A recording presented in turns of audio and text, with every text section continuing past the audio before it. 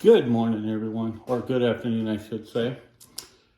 Been getting another question on some newer shooters that's asking about the M&P FPC and what red dot they should get and will it make them better.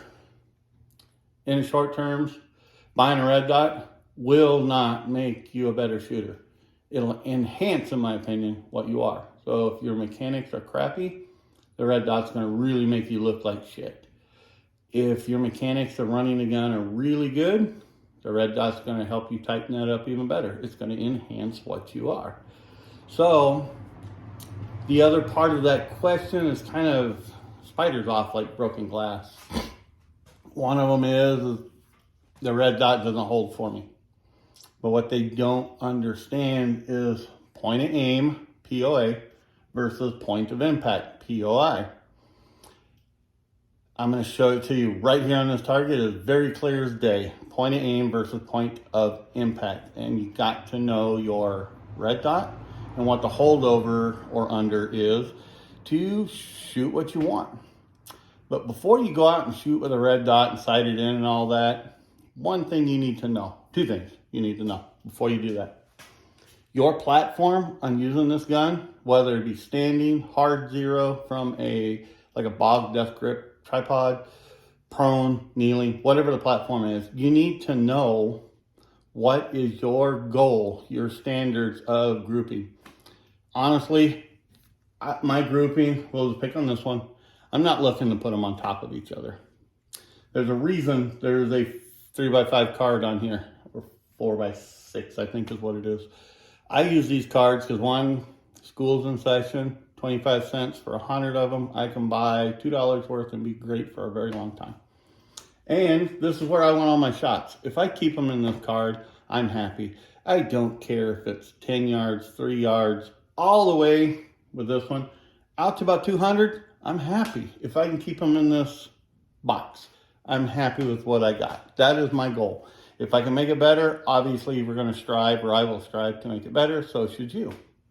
But let's go back to point of aim versus point of impact. This will help you understand the red dot, because a lot of people don't understand how they work and the mechanics. We're not going to get into mechanics behind it, but I'm going to show you in layman terms how you can understand it. Because if you go read the stuff on the internet, it gets confusing with minute of angles and how the bullet travels and drops and windage.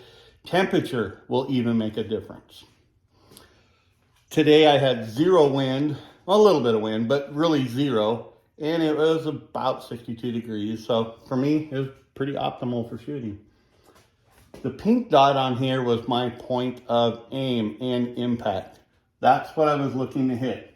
It's a 3/4 inch little sticker. Amazon, I bought like a roll of 500 of them for $4. I've been on them for 2 years now. Not a bad deal.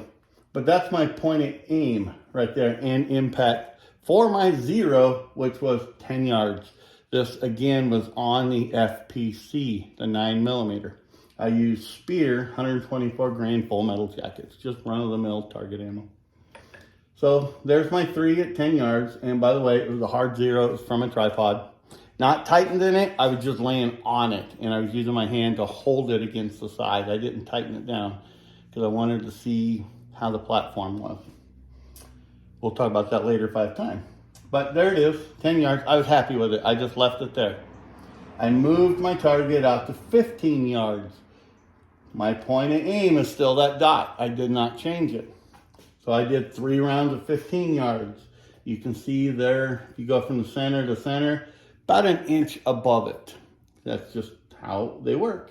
And then I moved this all the way to 7 yards. There's my 3 7-yard shots right there, about an inch below it. Then I went all the way out to 25 yards. There they are right there. From here to here, 4 inches, we'll go with that. So I know my holdover at 25 yards is 4 inches.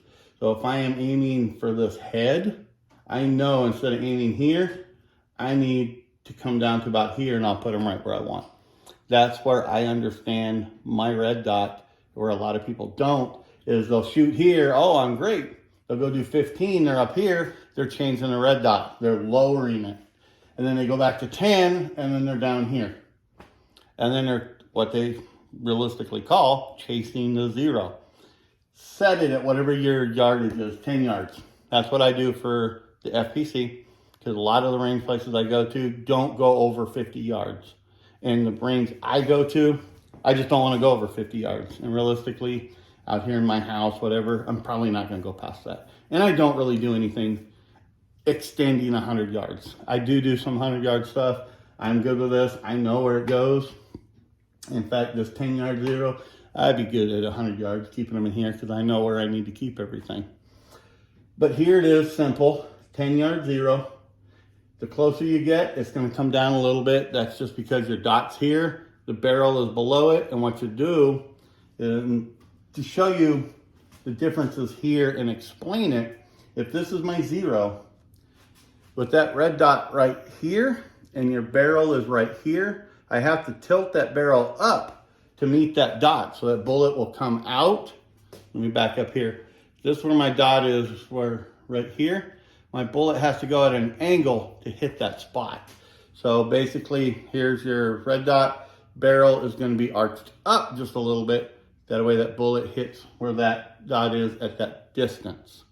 So there's why the 15 and the 25 yard are higher, because on here, with that barrel doing that arch, that bullet is going in that direction. That height is arching. So if you look at a bullet, they don't fly straight and then just drop. They arch. So on a red dot, you'll arch it up and then they come down. That's like if you were shooting 200 yards on this, my red dot would be way up here somewhere. It'd be way holdover. That way, by the time the bullet drop gets here, it'll be in the right position. So when you go get a red dot, set it at 10 and shoot at the same point of aim, point of impact right here. My point of aim is this card. My point of impact was that pink circle right there. And that's what I wanted to keep. So there's my 3. I was happy with it. 15, 25, and 7. So what I know now is if I want to hit that, I have to bring my dot up here. If I want these to hit right here, I got to bring that dot down about 4 inches. That's where you have to understand your red dot. So please go out and do this. 3x5 card, put a little dot, marker, whatever you got. Who cares? You can get stickers from wherever. Little like yard sale stickers, those 25-cent ones. Throw it on there. I think Walmart's for 99 cents for 50 of them. But do this. Set your 0, and then one of the most important things too is your platform. And what I mean by is your shooting stance has to be the same on every one of these to be a true indicator of what you're doing. So if you're shooting where the gun is high up into the shoulder, keep it there. And your cheek weld has to be in there really good. Not just sitting there, but I kind of lay on it like that. So I want that cheek to lay on it so I get that good stability. And that's the way I shoot every time, including my feet, my hips, the angle of my upper body, gonna be the same every time. Same thing if I was to do prone. I'm gonna lay on the ground. For me, toes are touching the ground, legs are straight out or spread out a little bit, and I use my elbows as like a monocular pod right there. So I'll put an elbow down, and do it that way. I keep my platforms identical. So kind of look at what you're doing. And if you have to, it always helps to film yourself, go back and look at it. Film several of them, and you'll see what you're doing wrong. That's what I tend to do. My daughter goes with me, films it, we can do that. So let's do a nutshell of this again. Point of aim versus point of impact. My point of aim is this card. My point of impact is the pink dot. That's where I want all my rounds to go. So I set my 0 at 10 yards. And then I go to 15 with that same point of impact where I put my dot at, right there in the pink. So I know where the gun is. So should I go out and something happens, or I'm just going out to play, like on the Texas Stars, I know where to put that dot at different distances to put right where I want. So if you want to impress your friends, learn your dot, where the spread is, and you'll go out and you'll impress people, and you'll be 10 times happier with that red dot.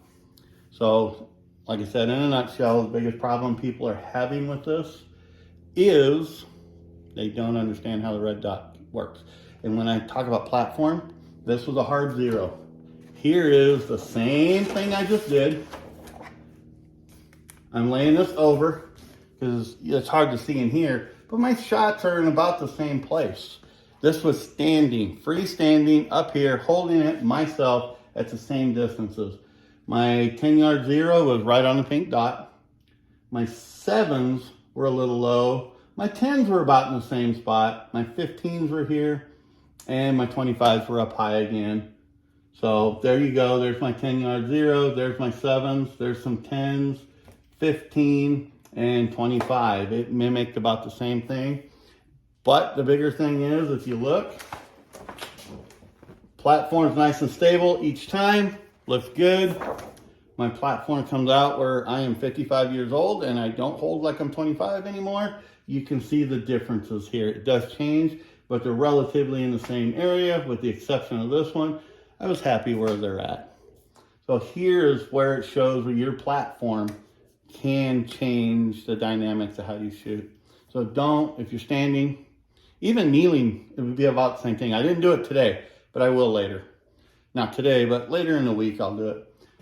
If you're doing kneeling, it's going to be about the same. It might open, just depends on how comfortable. I don't shoot a lot of kneeling, so it's probably going to be a little bit more open than this one.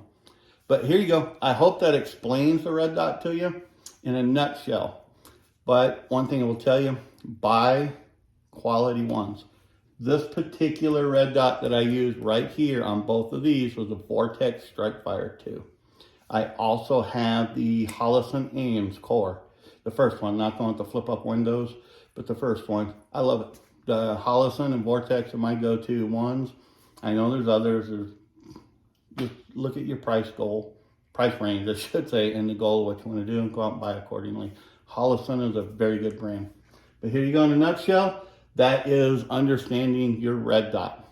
If you have any questions, post below. I'll post below what Red Dot I use, the ammo I use, so you have an idea.